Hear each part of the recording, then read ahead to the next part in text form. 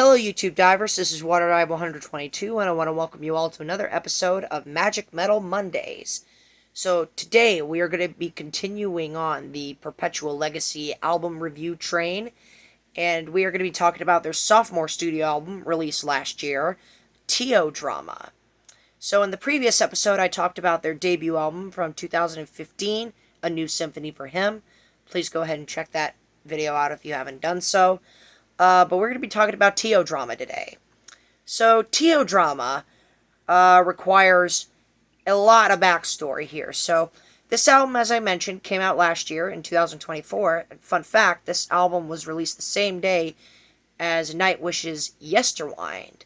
So, yeah, that day in September of 2024 was a pretty packed year for Symphonic Metal. It was a pretty packed day for Symphonic Metal, eh?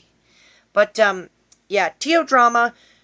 So this album, Teodrama, came out 9 years after A New Symphony for Him. And, wow. After listening through this album, yeah, they definitely learned from their mistakes on A New Symphony for Him.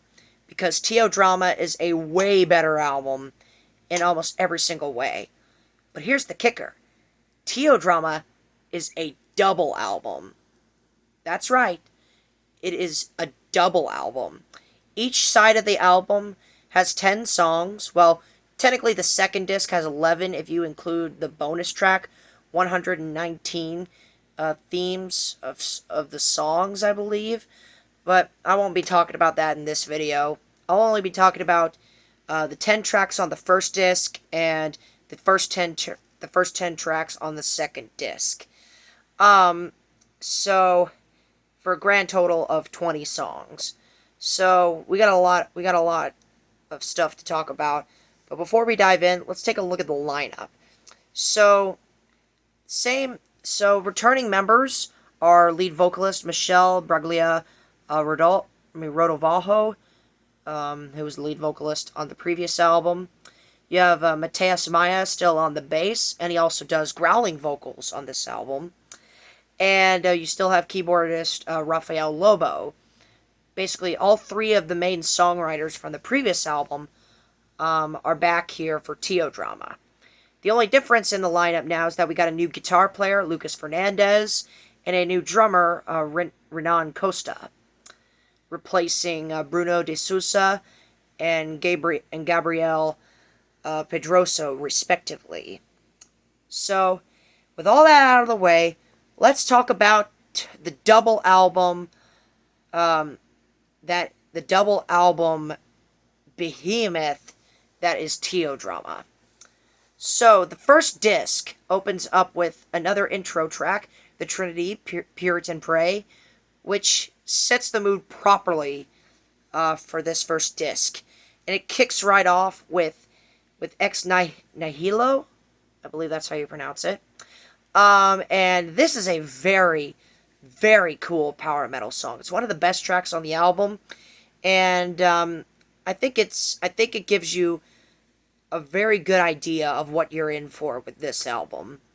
Then you get the next track, Glorious Creator, which is again another very heavy power metal, symphonic metal song, and yeah, this song is a little bit more darker than Ex Nihilo, and it's, again, it continues that descent into that dark and earthy vibes that you get across the album.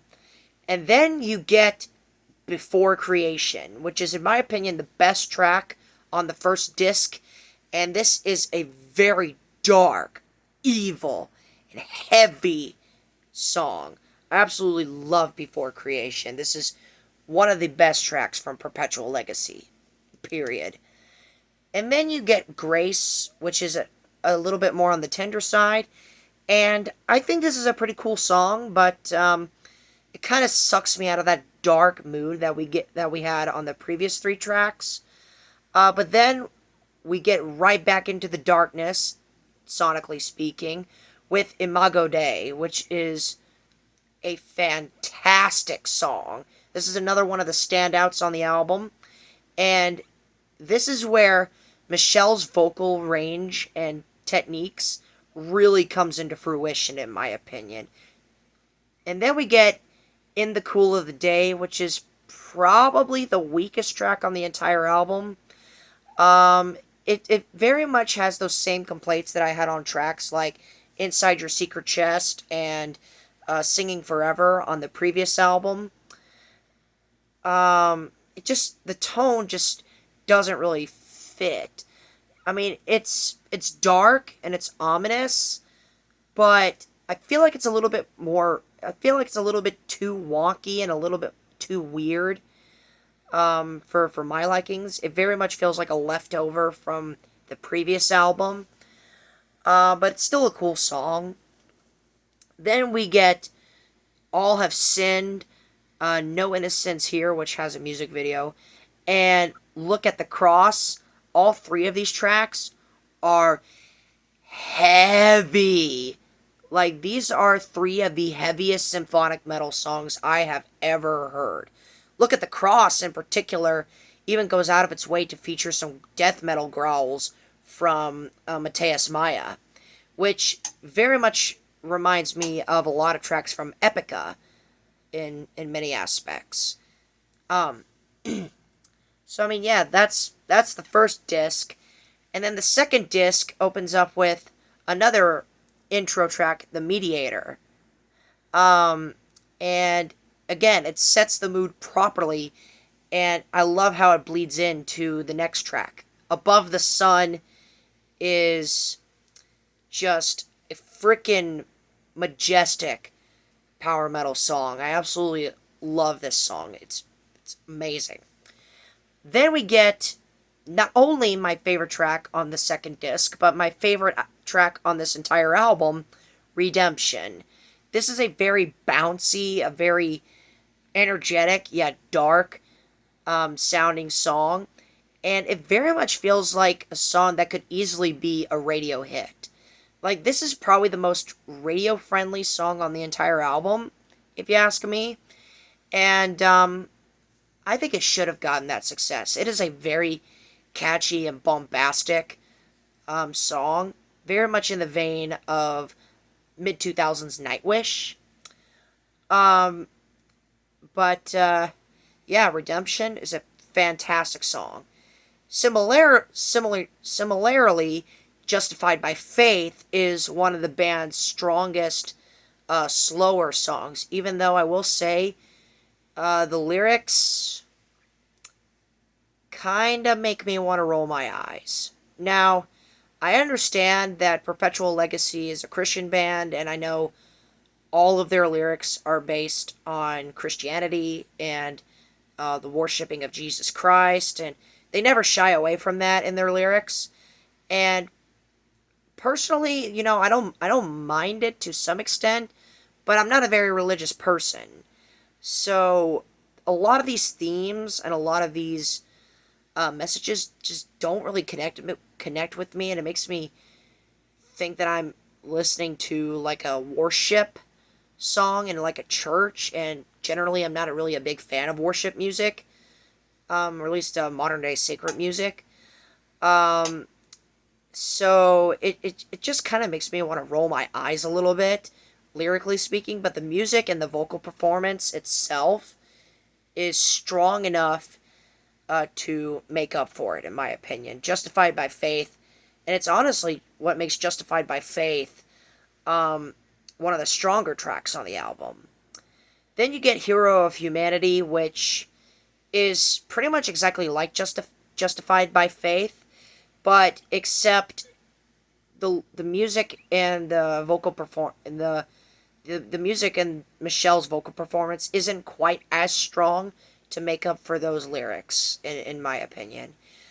Hero of Humanity is probably one of the weaker tracks on the album for me, and probably one of, if not the weakest track on the second disc, if you ask me. Then you have Telestai. Oh gosh, I hope I'm pronouncing that right. I don't. Sorry if I'm not, but this is again another very strong, another dark song with some really meaty riffs and some very amazing vocal performance from Michelle. It's a great song. Then we get Waiting for You, and quite honestly, I don't really remember a lot from this track.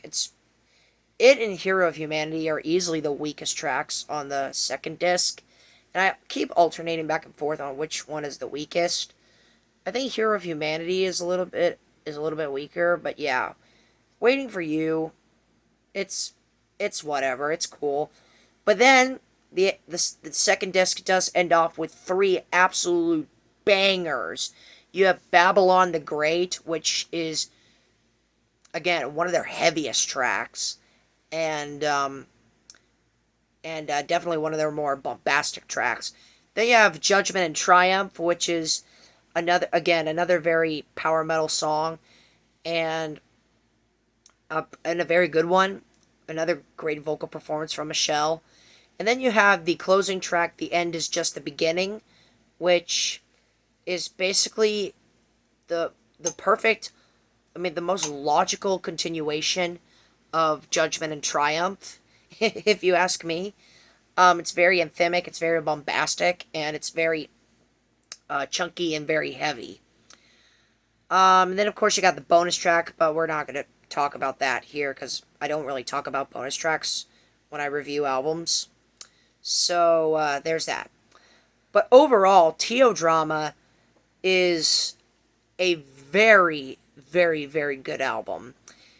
Yes, it is on the longer side with 20 tracks, and it's almost an hour and a half long. Heck, I think it might be literally at an hour and a half. It's pretty close. Um, but yeah, this is easily the best album from Perpetual Legacy so far. Michelle, this has her best vocal performance on here. No debate whatsoever.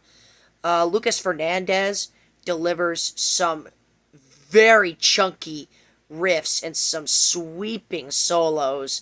And I sure hope that they continue to record with Lucas because he is a very, very good guitar player. And then Mateus Maya's growls are very bloodthirsty across this thing. This album definitely gives me a lot of vibes from Epica's Design Your Universe and Theocracy's As the World Bleeds in terms of that dark and earthy and murky guitar tones, those bloodthirsty growls with the Epica album anyway, um, and those Christian themes and lyrics from the Theocracy album. Um, everyone is just playing at their best. It's very clear that Perpetual Legacy paid attention to what worked and didn't work on their debut, and they improved it drastically here. This album's better produced, better written, better performed. It's a better album. And as a result, I feel very comfortable giving this album a very strong 9 out of 10. Um, I think, I think, I think due to the some of the weaker tracks across this record, even though there's not a lot of them, it's preventing me from giving this album a higher score. But that's kind of the burden when it comes to double albums, since there's so many tracks, there's so many different songs, and they could range from very good all the way to mid to pretty average to even sometimes bad. You never know what you're really going to get with double albums.